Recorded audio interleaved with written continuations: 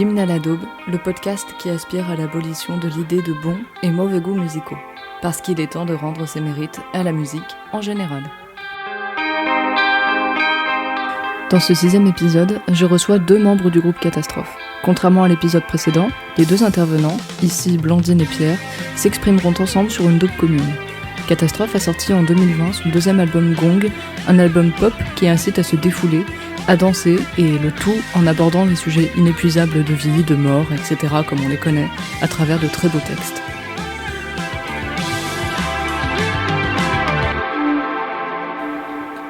Peut-être avez-vous eu vent de Catastrophe auparavant, puisque le groupe a sorti en 2020 son 2e album Gong, faisant suite au premier, intitulé La nuit est encore jeune, paru en 2018. Est extrait de ce 2e disque ce superbe morceau, Maintenant ou jamais. Les yeux dans cette boîte de nuit, et sous la lumière, je me suis remise à danser. Et j'ai dansé, encore, en souriant.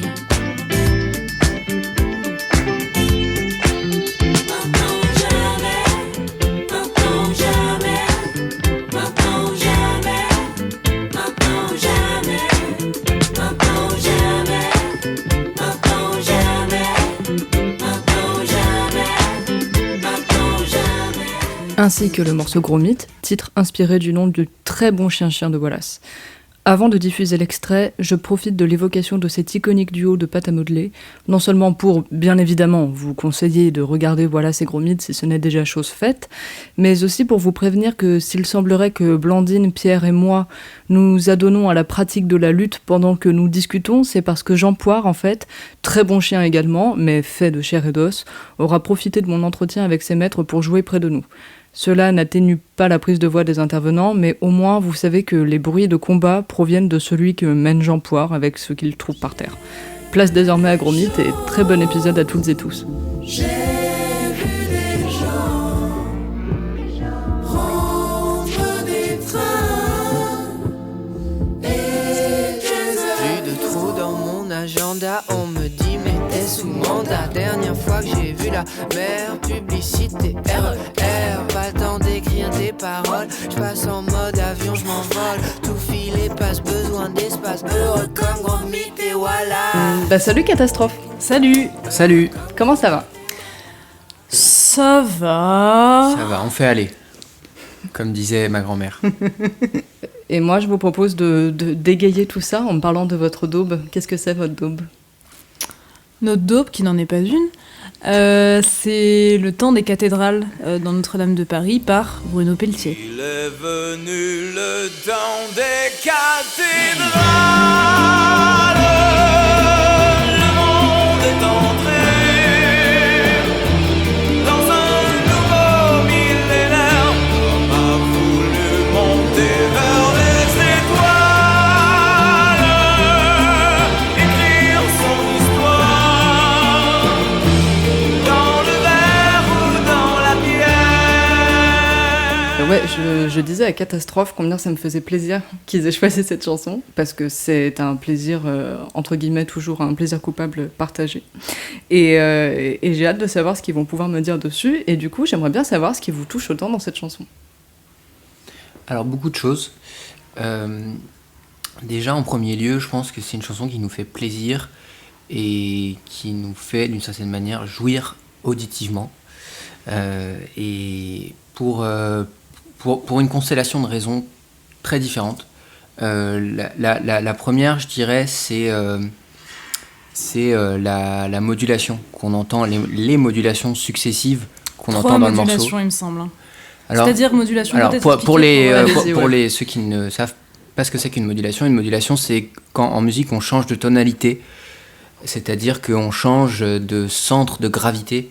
Je pense que même si vous connaissez pas forcément le solfège ou la musique, vous sentez quand vous écoutez cette chanson qu'à un moment il reprend Ça mais monte. sur un autre ton, il fait il est venu. Ouais. Et en fait c'est un procédé qu'on aime beaucoup, qui n'est pas beaucoup utilisé dans la pop. Non, qui est un peu mal vu, qui est vu comme un procédé un peu de un mauvais peu goût. facile, voilà, un Oui, peu oui. facile, et c'est un procédé qu'on trouve dans cette chanson qui est Beyoncé. Love on the Top, qui elle pousse jusqu'à 4 modulations, c'est-à-dire qu'elle le fait, je sais pas si tu vois, Bien sûr. écoute bien My sûr Love que on je Top, vois.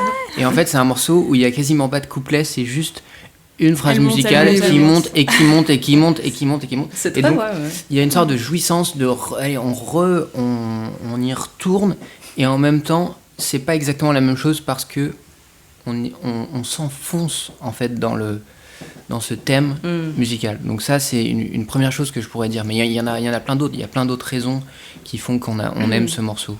Alors moi, je vais donner une raison plus intime. C'est un morceau que j'ai entendu sur scène quand j'étais petite et que je faisais des comédies musicales. Donc je l'ai entendu dans... Ben non, j'ai pas vu le vrai. Ah non. Non, j'ai pas vu le vrai. C'est J'ai vu Roméo et Roméo et Juliette Juliette en vrai. C'était ma première fois. Alors Stylé petite également. anecdote, ouais.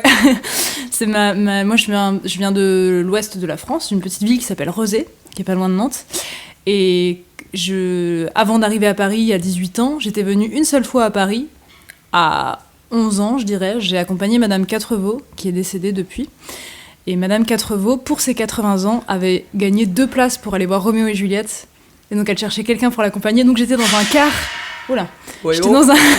J'étais dans un car de retraités qui allaient voir Roméo et Juliette à Paris. Et j'ai vu Roméo et Juliette, voilà, pour la première fois. Mais j'ai pas pu bien apprécier Roméo et Juliette parce que malheureusement, je n'avais pas mis le portable de ma mère en silencieux. Et j'avais peur que ça se mette à sonner d'un instant à l'autre. T'as vécu dans la peur. J'ai vécu complètement dans la peur. Bref, donc point sur le côté. Mais par ailleurs, moi, de mes 11 à mes 18 ans, j'ai pratiqué la comédie musicale dans un festival de Vendée. Un festival de comédie musicale où il y a des professionnels et des amateurs qui se retrouvent en Vendée et qui pratiquent la comédie musicale. Et c'est des représentations tous les soirs, c'est hyper intensif. C'est vraiment fou, ça. genre de 10h à 23h les répétitions. Enfin voilà, c'est hyper intensif. Et très joyeux. Et donc, il y avait cette chanson qui a été chantée sur scène. Et je devais avoir à peu près le même âge, je sais pas, de 13 ans, 12 ans. J'étais vraiment bébé adolescente. Et j'avais une admiration éperdue pour l'interprète de cette chanson. Pour Bruno. Et justement, pour ces modulations, enfin, c'était un truc que je n'arrivais pas à atteindre. J'arrivais pas à partir assez bas et arriver assez haut. Donc je me disais, mais... Ce qui est impressionnant aussi, c'est le spectre de la tessiture en fait, de cet homme qui chante. C'est ça qui en fait un peu une démonstration de force. Et c'est aussi un des autres aspects qui nous a plu dans cette chanson, c'est que c'est technique et que n'importe qui peut pas le faire. Donc ça demande un entraînement et ça c'est quelque chose avec lequel en France on est un peu complexé parce qu'on a l'impression que quand c'est technique c'est vulgaire. On a une tradition de la nonchalance un peu à la Gainsbourg où en fait la technique est vue comme quelque chose de presque de dégradant alors qu'en fait nous on défend la technique, on défend le travail, le fait d'avoir un vrai des skills. Mais c'est défendu de manière générale, je crois, dans la comédie musicale. Enfin, les gens qui raillent le genre de la comédie musicale ont l'air de le faire en ne reconnaissant pas qu'il y a quand même... même si on s'en moque, même si on n'aime pas, on devrait reconnaître à minima la technique qu'il y a dedans, quoi, la technicité hallucinante que c'est. Ouais. Je trouve pas ça anodin du tout, en fait, que vous ayez choisi ça, effectivement.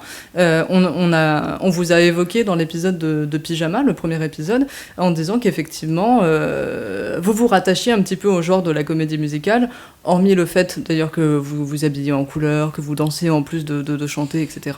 Mais effectivement, dans la façon de composer, et c'est pour ça que ça m'a fait marrer quand vous m'avez dit que vous aviez choisi ça, parce que je me suis dit, évidemment que Catastrophe, ils ont choisi une comédie musicale, en fait. Ouais, encore, on n'a pas choisi une comédie musicale, enfin, on n'a pas choisi une chanson où il y a énormément d'harmonie, alors que je pense que ce qui se rapproche le plus de Catastrophe le genre musical et la comédie musicale, le genre musical, c'est vraiment le goût des harmonies, des polyphonies, de l'entremêlement de voix qu'on entend. Il y en a, non, dans le temps des cathédrales. Non, il chante seul. Il chante tout seul. Ouais. Il l'assume tout seul sur scène avec sa grosse veine dans le cou qui va péter. Et son maquillage hallucinant. D'ailleurs, pareil, je l'ai vu 30 000 fois ce DVD, mais c'est vrai que je suis obligée de regarder de côté parce que cette veine me regarde dans les yeux à chaque fois. Mais il chante très bien. Ouais, mais c'est vrai que c'est un solo, alors que presque... On avait pensé aussi au Roi du Monde. Dans les Rois du Monde, pour le coup, c'est la fête aux harmonies, aux chants, à plusieurs. C'est un hymne, quoi. Ouais.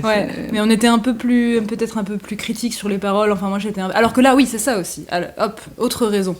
je trouve que les paroles et ce que ça raconte quand même, c'est quand même une adaptation de Victor Hugo. Mais merci. Oui. C'est quand même assez exigeant ce que ça raconte quand même. Au début, qu'est-ce qu'il dit en l'an 1482. 82. En fait, c'est aussi pédagogiquement, je trouve qu'on apprend des choses avec cette affaire du temps des cathédrales. Le personnage de Gringoire, c'est un personnage qui a vraiment existé. Et il a vraiment existé, c'est vrai. Il a vraiment existé, ouais. Et c'était un poète un peu excentrique. Après, je connais pas très bien l'œuvre de Gringoire, je vais pas simuler. mais c'était, je crois que déjà à l'époque, c'était à la fois quelqu'un qui écrivait des poèmes qui pouvaient passer dans le champ religieux et avait des touches de folie, d'excentricité. Et je trouve que, en fait, on ne le sait pas, bien sûr, on découvre Notre-Dame de Paris, on se dit, ah tiens, Gringoire, c'est marrant, Bruno Pelletier et tout ça. Mais en fait, a posteriori, on comprend qu'on a appris des choses sur le temps des cathédrales des années après, sans le vouloir et par le plaisir. Et je trouve qu'apprendre des choses...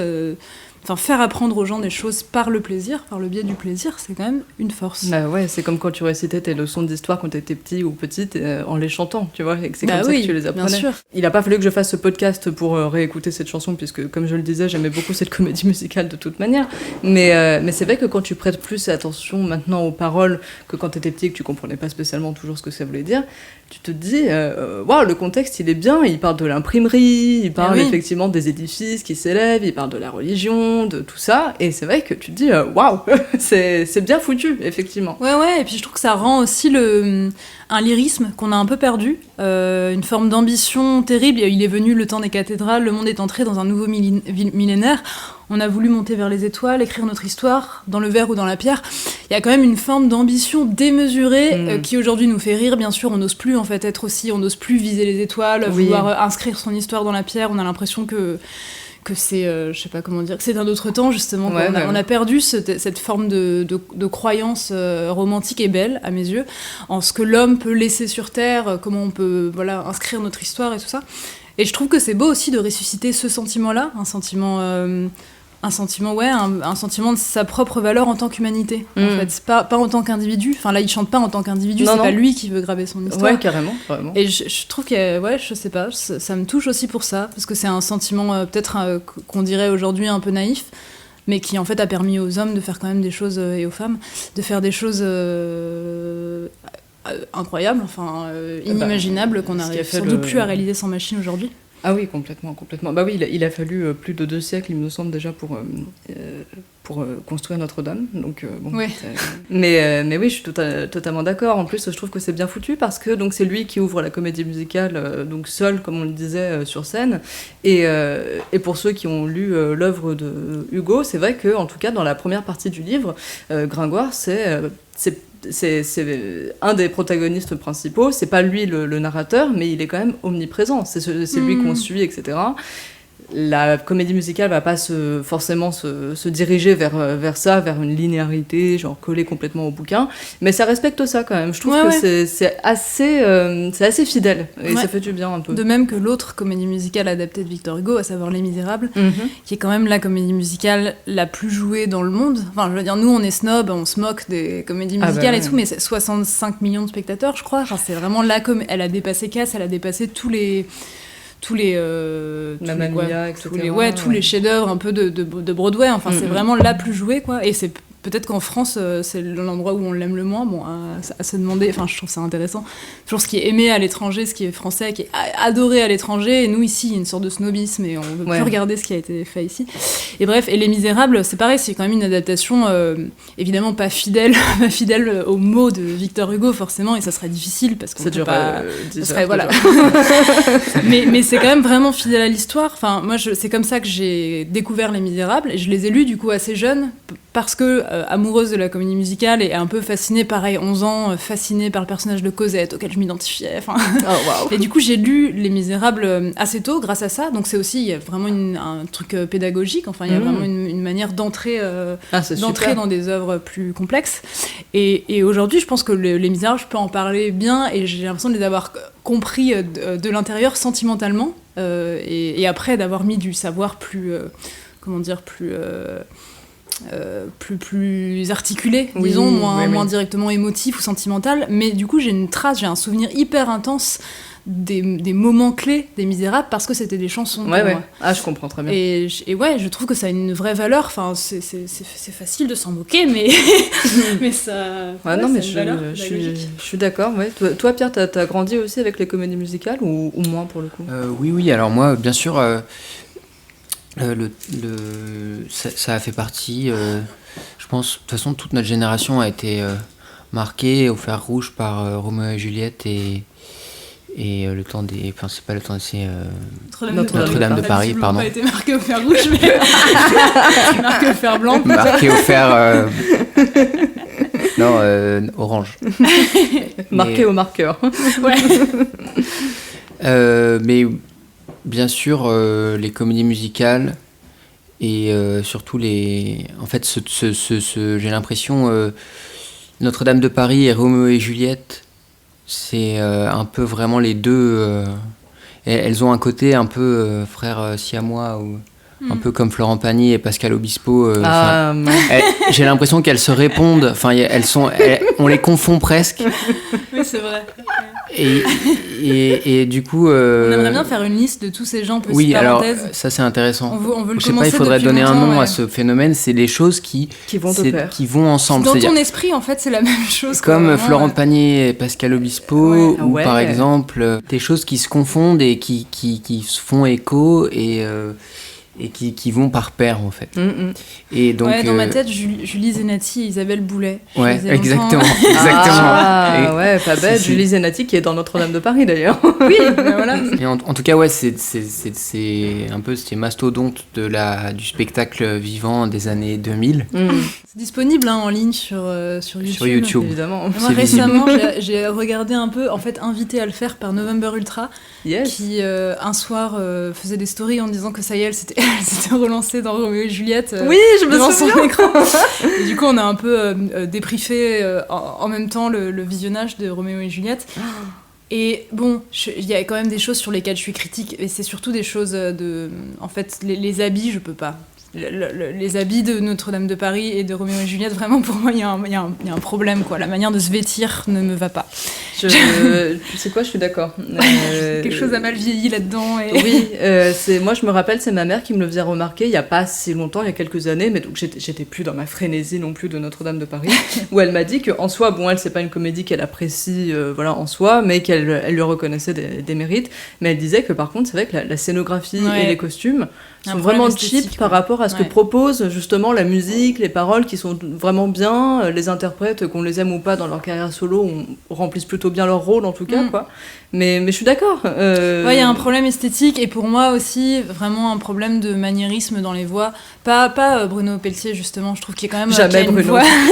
Non mais il a une voix bon bien sûr, il a quand même une voix, on sent qu'il a une formation classique donc Oui. il y a l'espèce de maniérisme propre aux voix classiques quoi. Mais il a pas le maniérisme qu'on peut entendre dans d'autres interprètes où vraiment il y a des trémolos à des endroits où ça ne sert à rien en fait, ça n'apporte pas quelque chose ni à la voix ni à l'émotion, je trouve. Il y a aussi des fois où ils parlent au milieu d'une phrase musicale et ça, ils sont en train de chanter, ils font... Enfin, je sais pas comment Oui, le faire, ça, mais voilà, si Ça vous connaissez vieillit les pas comédies toujours très bien. musicales, Ouais, vous connaissez, ouais. Oui, ça c'est pareil, ça sonne pas juste en fait. C'est ça, du coup, ça me met maintenant, quand je les revois, ça me met un peu à distance, quoi, le côté maniéré en fait. Oui, que oui, ça oui. soit esthétiquement, que ça soit dans certaines intonations en effet de voix parler chanter, Oui. ou que ce soit dans des trémolos ou des, Oui, je sais oui. pas, des effets de voix non nécessaires. Mais sinon, tout de même, c'est la me musique disais-je, aussi. en réécoutant et en revoyant Roméo et Juliette, il y a des moments vraiment incroyables. Par exemple, une chanson qui s'appelle La haine. Je sais pas si quelqu'un la connaît, November Ouais. Ultra, si tu écoutes ça. Mais Big up. et la haine, c'est vraiment incroyable. Enfin, il y a vraiment des contre-chants si jouissifs. Et c'est vrai, et ça, je crois que tu l'as pas dit, mais qu'en France, la jouissance, c'est un truc qu'on se dit souvent. C'est comme si on avait un problème avec l'idée qu'un morceau fasse avant tout plaisir. On est comme gêné à ressentir du plaisir en écoutant de la musique. J'ai l'impression qu'on intellectualise peut-être plus que qu'aux États-Unis notamment, où le plaisir est gage de qualité, quoi. Mais c'est intéressant que tu dises ça. Ça va super bien avec le thème du podcast, justement. Je suis assez d'accord. Donc tu dirais qu'on aurait tendance à se limiter à de la technique au début, quoi. C'est qu'en fait le plaisir est suspect, est vu comme quelque chose de l'ordre du vice, en fait. Un peu la tradition judéo-chrétienne veut nous persuader que quand on ressent du plaisir, il y a quelque chose de sale ou de suspect, et du coup on va écouter des musiques qui sont désagréables ou qui sont plus, je sais pas comment dire, moins intense. Enfin, il y a un peu l'idée... la chanson française, en général, c'est quand même... ça fait plaisir intellectuellement, ou ça peut nous émouvoir parce qu'on se souvient de choses, et c'est être dans une nostalgie, mais il n'y a pas vraiment de... Ce qu'on entend par plaisir, je crois que c'est quand le corps est en jeu, en fait. D'accord. Quand le corps exulte, quand le corps exulte, quand quelque chose... une bonne comédie musicale, c'est une comédie musicale où il y a une ouverture qui va... saisir les gens tout de suite, hein, le public, où en fait ça rayonne, il y a quelque chose qui est commun à toutes les comédies musicales qui ont duré dans le temps et qui sont des classiques, c'est des ouvertures comme ça flamboyantes et qui peuvent faire vibrer comme ça des milliers de personnes à l'unisson immédiatement et universellement aussi. Ouais. C'est pour ça aussi que à Hong Kong, les manifestants ont repris l'année dernière, non, Les Misérables. Il y avait beaucoup de manifestations à Hong Kong, c'était l'année dernière. C'était l'année dernière, et en fait, ils ont repris à leur compte l'ouverture, justement, le final. Qui s'appelle À la volonté du peuple, et ils l'ont repris en anglais, parce qu'évidemment, la comédie musicale aujourd'hui est plus connue en anglais qu'en français, alors qu'elle vient de France.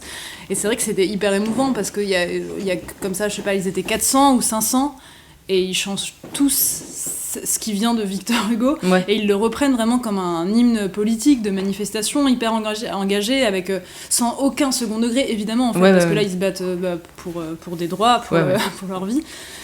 Et il y a quelque chose d'évidemment universel quand on voit ça, et d'assez bouleversant. On revient un peu à l'essence, en fait. C'est aussi, je pense que ça va avec un peu le plaisir, mais revenir à l'essence de ce que nous fait la musique et de ce qu'est la musique, et non pas aux commentaires sur la musique ou aux discours sur la musique ou à de l'esprit critique. Mais t'as raison, c'est ça en fait, c'est des couches sur des couches qui ont tendance à camoufler une espèce d'essence de la musique qui peut manquer un petit peu. D'ailleurs, justement, je pense que c'est aussi ça le pouvoir des concerts. Ça m'est déjà arrivé, donc pas cette année bien sûr, mais ça m'est arrivé de me retrouver dans des concerts d'artistes que j'apprécie pas spécialement, enfin bon, voilà, je me retrouve là parce que bon, peu importe quoi, mais je vais rarement haïr viscéralement un concert, même si j'aime pas spécialement la musique, mais c'est vrai qu'il y a quelque chose, c'est un peu cucu dit comme ça, mais ça réunit malgré tout, et c'est vrai que pendant un concert, c'est pas là que tu vas t'attacher aux paroles, à la technique ou des choses comme ça, là c'est quelque chose de beaucoup plus brut qui te permet quand même d'apprécier au moins un minimum une performance, je trouve.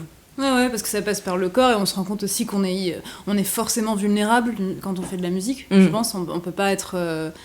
c'est d'ailleurs pour ça, je pense qu'il y a certains producteurs qui sont tout le temps en studio, qui ont du mal à se montrer sur scène, ou qui doivent se cacher, parce que se montrer sur scène, c'est forcément être vulnérable, être dans une position où le corps est comme, je sais pas comment dire, comme disponible, attaquable. Et c'est ça aussi, je pense, qui rend à peu près n'importe quel concert... même si on peut reprocher des choses il y a des concerts qu'on n'aime pas, mais qui le rend quand même touchant, qui fait qu'on peut, en effet, on n'a pas la même dureté que devant son ordinateur quand on écoute une production. On voit la vulnérabilité du corps de l'autre, et c'est comme Lévinas, quoi. Quand on voit le visage de l'autre, on peut pas on le haït pas comme on le haït quand son visage est masqué, n'est-ce pas?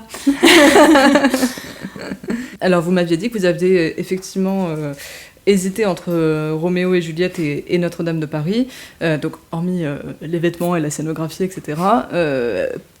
Je demande pas lequel des deux vous préférez entre vos deux enfants, mais qu'est-ce qui a fait que vous avez tranché finalement pour Notre-Dame de Paris, pour cette chanson-là, plutôt que pour Les Rois du Monde? On a tranché pour la chanson, pas pour la comédie. Oui, pour la chanson.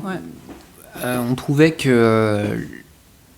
en fait, moi je pense quand même globalement que les Notre-Dame de Paris a moins de clichés que Roméo et Juliette, et c'est peut-être lié à son thème aussi.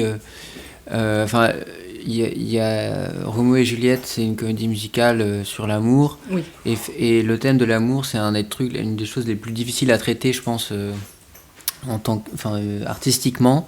Et c'est très difficile d'éviter les clichés quand on parle d'amour. Et je trouve, du coup, par rapport à ça, que Notre-Dame de Paris est plus originale, plus singulière, plus intéressante. Ouais. Mais c'est vrai que la musique de Roméo et Juliette est quand même un chef-d'œuvre. Ouais, et puis l'histoire de Roméo et Juliette, quoi qu'on en dise, Shakespeare, enfin je veux dire c'est Shakespeare à la base, mais même dans l'adaptation, on sent l'histoire est là, et l'histoire est quand même bouleversante, difficile, je trouve, si on y va seul, si on y va des parties des 100 haters qu'on a dans la tête en permanence parce qu'on vit avec des réseaux et qu'on s'autocritique et qu'on autocritique chacune de nos émotions en permanence. Mais si on parvient à écouter ou à aller voir Roméo et Juliette seul, difficile de ne pas être ému quand même, je trouve. Oui. Après, c'est vrai que je suis d'accord. En même temps, c'est vrai que les deux comédies musicales ont quand même cette différence. Elles traitent un petit peu du même sujet, mais vraiment pas avec la même approche. T'as Notre-Dame de Paris qui va parler... Il semble y avoir du véritable amour innocent du côté de Quasimodo Garou, n'est-ce pas, envers Esmeralda, jouée par Hélène Ségara sur scène en tout cas. Mais après, ça aborde aussi toute la notion d'interdit, de sexe, de viol, etc. Et t'as Roméo et Juliette qui, eux, sont deux adolescents qui sont éperdument tombés amoureux l'un de l'autre. Je sais pas quel âge ils ont, mais ils sont vraiment très jeunes. Et c'est vrai qu'en 3 jours, ils ont réussi à tomber amoureux, à se marier et à mourir. Et On n'y croit pas trop. On n'y croit pas trop. C'est très intense, quoi. C'est beau quand même. Mais non, on n'y croit pas. Et puis, mais c'est vrai que moi, je suis un peu à distance aussi par l'idée de jeunes premiers. Tous les deux, c'est un peu les plus beaux de leur famille. Je sais pas si c'est ce qui est le plus intéressant à raconter. Le personnage de Quasimodo est plus intéressant que le personnage de Roméo. En tout cas, on s'y attache plus. Et il y a aussi ce Notre-Dame de Paris, ça nous plonge un peu dans un univers de Paris médiéval qui, moi, me fait rêver, me touche beaucoup. La Cour des Miracles, Esmeralda, je trouve que c'est un univers à explorer qui est plus intéressant. Plus fourni peut-être. Ouais. Après voilà, je veux pas non encore plus une fois, cracher dans la soupe. Le tragique, l'idée de la lettre qui n'arrive pas à temps, tous les événements tragiques là qui s'enchaînent. C'est quand même c'est super bien écrit quand même tout ça. Je veux dire la pièce de Shakespeare à la base quoi, elle est quand même alors à savoir que la pièce de Shakespeare est elle-même une réécriture en fait d'un canevas qui existait bien avant Shakespeare en fait. C'est-à-dire... intéressant, je le savais pas. Le saviez-vous? Non mais c'est vrai, en fait c'est un mythe quasiment qui existe depuis la nuit des temps. Ce schéma de la personne de la lettre qui n'arrive pas, etc. Et mythe d'ailleurs, c'est intéressant, je trouve, qui est aussi en fait West Side Story. C'est la même chose en fait. West Side Story, c'est Roméo et Juliette développés autrement. En tout cas, il y a un ensemble de mythes qui irriguent un peu la narration, quelle qu'elle soit. En fait, j'ai l'impression qu'on retombe toujours sur les mêmes racines en fait, narratives, les mêmes récits primitifs qui... Je suis d'accord. En fait, j'ai l'impression qu'il y a très peu de... Il y a des schémas, mais en fait, ils sont vraiment très peu nombreux. C'est juste qu'ils sont très déclinés, quoi, énormément. Mais c'est vrai que, il y a beaucoup de choses qui se rassemblent. Des histoires qu'on adore tous et qu'on croit uniques, et en fait, on se rend compte qu'elles ont toutes la même ossature. Oui. En fait, il n'y a que des réécritures, en fait. Ouais. Tout est... Ça décomplexe aussi, ça donne envie, du coup, de se mettre soit à une réécriture... tu te sens plus légitime, effectivement, à le faire, quoi, je pense. Mais t'as raison. C'est vrai que j'ai l'impression que... J'ai l'impression que c'est un peu triste de dire ça, et que à la fois pas du tout, mais c'est vrai que j'ai l'impression que maintenant tout est un peu réécriture, quoi, comme si tout avait déjà été en fait inventé, c'est-à-dire ces depuis espèces longtemps, de gros c'est schémas. ça qui depuis très longtemps, voilà. Depuis Homère en fait, c'est ça. qui est le premier récit, c'est peut-être Gilgamesh, l'épopée de Gilgamesh. En tout cas, il y a eu des patterns qui se reproduisent depuis. Que l'homme est homme. Et je crois qu'on sent ça justement dans les comédies musicales, qui en effet réinterprètent souvent les mêmes histoires d'amour impossible, etc. on sent aussi, et c'est pour ça que c'est universel, enfin c'est pas que universel, on sent aussi que c'est comme intemporel, que ça touche vraiment à une sorte d'essence de qu'est-ce qui touche l'âme humaine, quoi. Mais d'ailleurs, alors, bon, petite réflexion à côté, mais donc je réfléchissais aux comédies musicales que j'ai pu voir, que j'ai pu aimer, petites ou pas. Hein. Alors, il n'y en a pas des milliers, je pense que j'ai pas une culture très, très élargie de ce côté-là, mais moi je me rends compte que les comédies musicales que j'aime, voilà, donc souvent c'est des basiques, hein, ça va être Les Demoiselles de Rochefort, ça va être Les Parapluies de Cherbourg, ça va être celle-ci, ça peut être Roméo et Juliette, bon, j'en ai pas d'autres qui me viennent à l'esprit, mais Starmania, etc. Je trouve que c'est très souvent tragique en fait. C'est triste en fait, très souvent les comédies musicales. C'est le malentendu de la comédie musicale, ouais. Je pense que quand on se représente une comédie musicale, on pense paillettes, froufrou. Ouais. Et en général, oui, ça raconte des choses tragiques et peut-être plus d'ailleurs que d'autres spectacles qui finalement vont moins verser dans le tragique et auront moins besoin de contrebalancer avec une joie apparente. Je pense qu'il y a vraiment de ça. Parce que quand on raconte des choses vraiment insoutenables par pudeur et par vitalité, parce qu'on reste vivant, on est obligé de le faire avec quand même de la joie, de l'humour. Et je pense qu'en effet, il y a quelque chose de ça dans la comédie musicale. Ça cumule souvent la poésie et le tragique, la malice et le tragique. Bah ouais, je me faisais la réflexion, je suis rarement, si ce n'est jamais en fait, sortie d'une comédie musicale. Bon, souvent plutôt un film. Hein. Je crois que j'ai vu qu'une comédie musicale sur scène dans ma vie, et je ne suis sortie de comédie musicale qu'avec un petit arrière-goût amer, quoi, un peu triste. Bon, t'as même Les Demoiselles de Rochefort, tu vois, je sais pas si c'est un classique pour vous, mais quelque chose de très, très coloré, très festif, etc., parce qu'il y a ces forains qui débarquent dans cette ville qui est assez quelconque de base, et à la fin, tout se finit plutôt bien pour tout le monde, mais les forains et les protagonistes principaux s'en vont de Rochefort, et du coup, même si on ne la voit pas, on s'imagine que Rochefort va devenir ce que c'était, c'est-à-dire une ville complètement quelconque, dans laquelle il n'y a pas de musique, dans laquelle il n'y a pas de couleurs. Et ouais, je me faisais cette réflexion-là, que en fait, le récit n'est pas forcément triste. Oui. Le Parapluie de Cherbourg, c'est encore plus triste. Non, mais c'est affreux, ça. Moi, je le reverrai plus jamais, par contre. Je l'ai vu une fois, je me suis surtout la dernière scène, quand il revient elle revient dans le garage, enfin... Il se passe quoi, tu peux la dire ? Bah, en fait, c'est que... Il y a une ellipse, je crois, une ellipse temporelle, et en fait, c'est deux amoureux, et puis il doit partir à la guerre d'Algérie. Et après, en fait, le destin les sépare, en fait, parce qu'ils sont pas aussi de la même classe sociale. Toujours la même histoire. Et le destin les sépare, mais ils se retrouvent quelques années plus tard, et lui, il a refait sa vie. Ouais. Et donc, il y a aussi ce spectre aussi de la vie rêvée de la vie qui aurait pu être, un peu comme dans ce film qui s'appelle Les Vestiges du jour, qui est un très beau film que je vous conseille.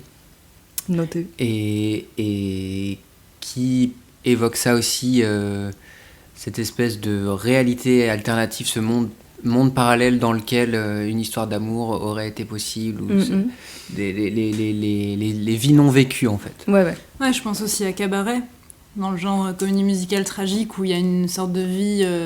fantasmé qui ne pourra pas être vécu à cause du contexte. Cabaret qui se passe donc, pendant la Seconde Guerre mondiale, et la dernière image, on voit tous les nazis, en fait on est dans ce cabaret qui est assez joyeux au début, qui est assez festif, et soudain en fait on voit le public, et le public a été remplacé par des nazis, et c'est pareil, c'est une histoire d'amour qui pourra pas être vécue, ou pas jusqu'au bout, ou, voilà, oui. Vraiment... Mais alors, je trouve que c'est ça aussi qui fait justement la force de Notre-Dame de Paris, dont est issue donc votre daube. C'est que... c'est que il y a effectivement cet aspect-là dans la comédie musicale, mais c'est pas la ligne directrice non plus. C'est pas le propos toujours du bouquin, ni de la comédie musicale. C'est pas l'histoire de Quasimodo et Esmeralda qui pourront jamais être ensemble. Non. Bon, après, voilà. Bonne journée. Bye. Non, mais il y a plein de comédies musicales qui parlent pas d'amour. Je pense aux comédies musicales, pour le coup, qui sont vraiment mes préférées. Celle de Stephen Sondheim, qui est un Américain. D'accord. Et celle de Bob Fosse, qui est un peu plus connu, américain aussi, qui sont pas des histoires d'amour, vraiment. Je pense à All That Jazz, ça raconte un metteur en scène qui va mourir, qui est très malade en fait, qui va mourir mais qui ne veut pas se l'avouer à lui-même, donc qui continue à à travailler, à vivre, à danser et à chorégraphier. Et les histoires d'amour, il y a des histoires d'amour dedans, qui sont d'ailleurs passablement non compatibles avec l'ère MeToo. Vous-même, vous savez. Ouais. Je l'ai dit vraiment avec une périphrase très longue. mais les histoires d'amour dedans sont secondaires. Enfin, le cœur de l'affaire, c'est vraiment la mort. Ouais. C'est pas l'amour. Et dans Stephen Sondheim, Sunday in the Park with George, donc c'est sur un peintre, Georges Seurat, je crois. Georges Seurat. Il me semble. Seurat. Je suis pas sûr. Oui, Seurat. S-E-U-R-A-T. Oui. Que Seurat. À checker. Ouais, à vérifier. fact Mais checker. dans notre mémoire, Georges Seurat, qui a peint un après-midi où c'est un pique-nique, enfin des gens qui sont dans un parc et qui se promènent. Et... C'est un tableau, en fait. C'est C'est un l'histoire. tableau. En fait, D'accord. la comédie musicale, c'est l'histoire d'un tableau. D'accord. Voilà. Et c'est hyper beau parce que Bel exercice. Donc nous on connaît juste le tableau et en fait Ouais. l'histoire, on est d'abord avec ce Georges Seurat et on le voit vivre, on le voit peindre, on le voit potentiellement ennuyer ses proches parce qu'il n'est pas disponible pour eux, parce qu'il n'a pas envie d'aller se promener les dimanches après-midi, sa femme qui semble être un peu délaissée, enfin voilà, on assiste un peu à des scènes comme ça un peu quotidiennes, puis après il y a une sorte d'ellipse et on arrive dans une galerie d'art contemporain dans les années 80. dans les années 80 et donc ça change du tout au tout et en fait on croit deviner ce qu'est devenu l'héritage de Georges Seurat mais on sait pas exactement et bref à la fin de la comédie musicale après moult péripéties on se rend compte qu'en fait au début ce que lui peignait alors que tout le monde était en train de lui demander tiens pourquoi tu viens pas te promener avec nous et pourquoi tu sembles nous ignorer c'est qu'il peignait précisément la promenade à laquelle il participe là. D'accord. Il pouvait pas y participer puisqu'il la peignait. Mindfuck un peu. C'est- Le c'est- premier Inception. C'est finalement. c'est hyper beau parce que C'est sublime. en fait les personnages du tableau prennent vie et le tableau est reconstitué sur scène Ah, et dis donc. les Ah ouais. personnages chantent enfin parce qu'en fait c'est une peinture d'un parc avec des gens au début du siècle qui se promènent et les personnages se mettent à chanter et bougent. C'est aussi très beau esthétiquement pour le coup par rapport à Notre-Dame Ah oui, de Paris. rien à voir. Là on est sur un chef-d'œuvre esthétique aussi. Oui. Ouais. Bah, il s'agit d'un tableau, Et effectivement.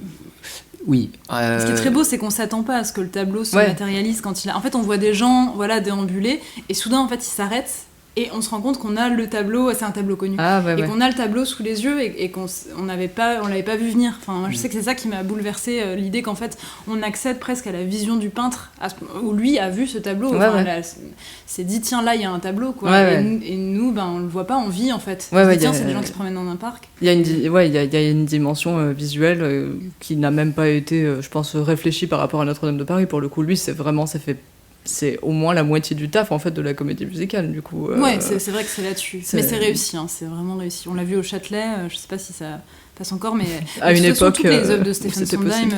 sont, Ouais. En fait, sont bon, sublimes. c'est vrai qu'il faut quand même. Je trouve que ça serait intéressant qu'on aborde cette question aussi. Enfin, quand on compare les comédies musicales de Stephen Sondheim avec les comédies musicales françaises, pour moi, je place quand même les comédies musicales américaines au-dessus. Je ne sais pas exactement pourquoi, mais pour moi, il y a quelque chose qui quand même...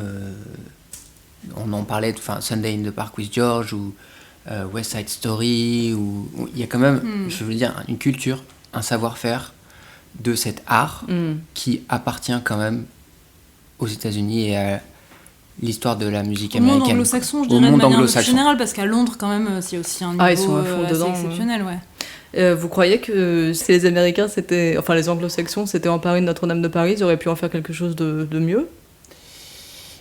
Oui.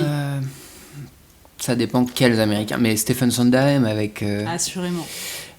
En fait, lui, c'est vraiment le maître. Donc, oui, sans doute. Après, je trouve quand même que ce qu'on a dit tout à l'heure, Les Misérables, ça... Ça vaut ce pesant de cacahuètes. Non, mais voilà, Ah non. ça a fait plus... Non, mais ça a dépassé Cats. Ouais. En termes de... Donc, je crois que c'est je l'histoire. pense qu'on moi, est capable qui- Je suis pas sûre que ce soit visuellement, où j'ai l'impression que vraiment l'histoire des Misérables, elle est bouleversante en fait. Elle est universelle, et puis même l'histoire, tu vois, de la Révolution, du coup française, enfin ce que ça raconte aussi de la quête de liberté et du coup des sacrifices qui vont avec, un idéal, enfin ça défend vraiment les Misérables, c'est ça qui est beau, c'est qu'en fait c'est des gens qui sont prêts à mourir pour leurs idéaux. Et je pense qu'en fait c'est ça qui bouleverse, c'est vraiment le sens, et bien sûr ça a été mis en musique, ça a été accompagné, enfin la musique veut dire ça, enfin retransmet bien ça, mais je pense pas que ça soit pour des qualités...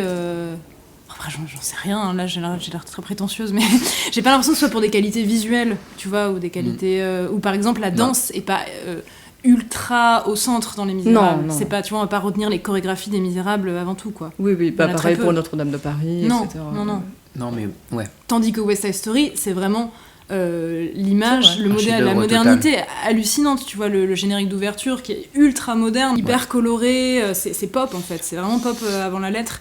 Oui. Et évidemment les chorégraphies, même la rythmique qui passe dans les corps, enfin le fait qu'ils sont tout le temps en train de claquer des doigts et que c'est vraiment tout de suite L'inventivité, harmonieux, l'inventivité musicale et En fait, oui, organique en fait. En fait, on a tendance à oublier que, en fait, à un moment, la comédie musicale n'avait pas tous ses codes encore, et en fait, c'était de l'avant-garde. Enfin, quand on s'est mis à faire des claquettes ou tous ces codes de la comédie musicale qui sont aujourd'hui devenus des clichés, et au moment où ils ont été inventés, bah, c'était de l'avant-garde. C'était quasiment, je pense à Gene Kelly aussi.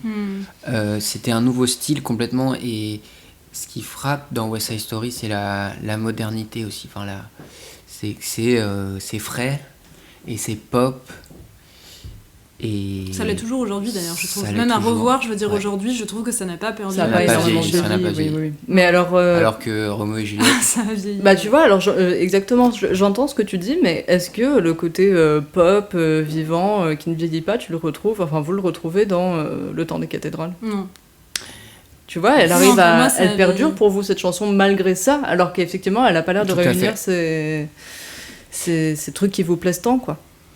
non mais en fait ça aborde la question enfin, du concept même de l'émission. Enfin, qu'est-ce qu'une daube en fait, ou Qu'est-ce qu'une daube? Enfin, Vous avez 4 heures. et pourquoi est-ce qu'on peut aimer une daube malgré tout, et qu'on peut l'aimer quand même, et que cet amour est peut-être d'autant plus fort et d'autant plus sincère,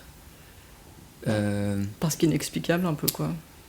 qu'on l'aime avec ses défauts en fait, et on l'aime Ouais, c'est malgré ça. tout, on l'aime même si on voit, on est un Enfin, peu on en voit divisé les en limites, nous-mêmes, quoi. on en voit aussi les limites, mais Qu'elles on y soient adhère quand techniques même, ou- mais il y a une partie de nous, on n'adhère pas complètement, comme on pourrait adhérer à West Side Story. Enfin après moi je parle pour moi. Non, mais je personnellement, suis d'accord avec mais- toi. Le temps des cathédrales, en fait, c'est vrai que les freins esthétiques qu'on évoquait sont des freins. C'est-à-dire que même moi, je peux pas l'écouter en boucle parce qu'il y a quelque chose dans... J'adore Bruno Pelletier, donc, enfin, je veux dire, il a beaucoup Big de up. talent. Mais il y a quand même quelque chose dans cette voix qui est... que j'admire et qui va me toucher parce qu'elle me rappelle des choses Oui. adolescentes, mais dans son usage de la voix, il y a quelque chose qui me touche pas tout à fait au premier degré parce qu'elle est trop forte, trop je sais pas, Maniérée ou trop empruntée. maniérée, trop classique aussi, trop comme patrimoniale, je sais pas comment dire. Elle appartient Non, mais trop. j'entends. Il y a quelque chose d'institutionnel dans sa voix, quelque chose qui est pas tout à fait singulier. Enfin, moi, c'est comme ça que je l'entends. Et donc, je vais l'aimer, mais je vais l'aimer comme je l'ai aimé. Je pense que je l'ai aimé vraiment purement, vraiment Ouais, avec ouais. un amour, une dévotion absolue quand j'étais adolescente. Aujourd'hui, je l'aime plus avec la même dévotion, mais je l'aime quand même. Je l'aime malgré tout. Ouais, c'est la notion. Ça, je crois que j'en ai parlé avec à peu près tous mes artistes, et c'est bien parce que c'est vrai que ça solidifie toujours plus cette idée-là. On en a parlé avec Pomme, on en a parlé avec Ian Caulfield, on en a parlé avec Pyjama. Il y a toujours cette notation. Ceci dit, Pyjama, c'était pas tant le cas que ça, mais il y a toujours un petit peu cette notion de la nostalgie qui rentre quand même vachement en jeu et qui fait que même si objectivement tu sens que cette musique ne te toucherait pas autant si tu la découvrais à ce jour, la nostalgie, elle est là pour finalement faire en sorte que la chanson ne pâtisse pas tant en fait de l'amélioration de tes goûts, enfin l'amélioration je sais pas, mais en tout cas la finesse de tes goûts au fil des années, etc. Qui fait que tu sais que objectivement c'est peut-être pas la meilleure chanson du monde, mais tu l'as tellement aimée que c'est resté quoi. Est-ce que... moi personnellement je crois pas au bon goût ou au mauvais goût, je trouve que c'est une distinction qui n'est pas très pertinente. Ouais. Parce que je trouve que pour moi ça peut être juste en fait le témoignage d'un mépris de classe ou Ouais, ça l'est très souvent. je pense que malgré tout, même si on peut en finir avec cette idée de bon goût, de mauvais goût, mais pour autant ça veut pas dire que je nivelle tout et que je mets West Side Story sur le même plan que Notre-Dame de Paris. Mais c'est la différence entre bon goût, mauvais goût et bonne technique ou inventivité et mauvaise technique. En fait, l'idée que notre goût, ça serait nous, en fait, c'est ça qui, je pense, qui nous gêne dans l'idée de bon goût et de mauvais goût, c'est l'idée que donc son goût, ce qu'il y a de plus intime en soi, ce qu'il y a de plus personnel, il serait bon ou mauvais, donc on serait presque bien ou mal né. Il y a quelque chose, je pense, qui nous attaque. Intéressant. Et moi je sais que je me sens vraiment attaquée et ça passe un peu parce que maintenant j'arrive plus à m'assumer, mais quand je suis arrivée à Paris et que je me suis rendu compte que plein de choses que j'écoutais très sincèrement étaient qualifiées de mauvais goût, j'avais vraiment l'impression qu'on m'attaquait moi, qu'on attaquait mon enfance et qu'on n'attaquait pas en fait le morceau en soi, parce qu'on disait mauvais goût. Je pense que l'expression mauvais goût, elle est violente. On disait pas oui techniquement c'est pas intéressant, ou je sais pas c'est moins riche harmoniquement. On disait pas ça, on disait c'est de mauvais goût. Ouais. Oui, je trouve que c'est très violent. Je suis d'accord. Oui, je suis d'accord. Mais d'ailleurs, je pense que c'est cette formulation-là qui fait que justement, ça n'est que maintenant, quand on atteint un certain âge, et peut-être qu'on est dans une époque plus propice aussi, où enfin on peut dire, sans qu'on nous montre forcément du doigt en riant, qu'on aime bien le temps des cathédrales de Notre-Dame de Paris. Mais c'est vrai qu'il y a 10 ans, j'aurais dit ça au collège. Enfin, il y a 10 ans, je suis gentille avec moi-même, il y a 15 ans, on m'aurait plutôt lancé la pierre, oui, ça c'est clair. Je trouve qu'il y a une facilité pour qui a le bon goût, détient le bon goût, pour les personnes qui se savent détenir le bon goût. Il y a une facilité à ne pas faire l'effort d'articuler une critique d'un morceau, une critique qui peut être en effet technique, ou une critique de sens, ou une critique... il y a plein de manières de critiquer un morceau, mais à ne pas l'articuler, et à juste se satisfaire de la qualifier de mauvais goût. Je trouve que c'est quand même aussi une paresse intellectuelle qui confine au mépris, quoi. Super intéressant. Ouais. Merci beaucoup. Merci beaucoup à vous, Catastrophe, et à bientôt peut-être. À bientôt.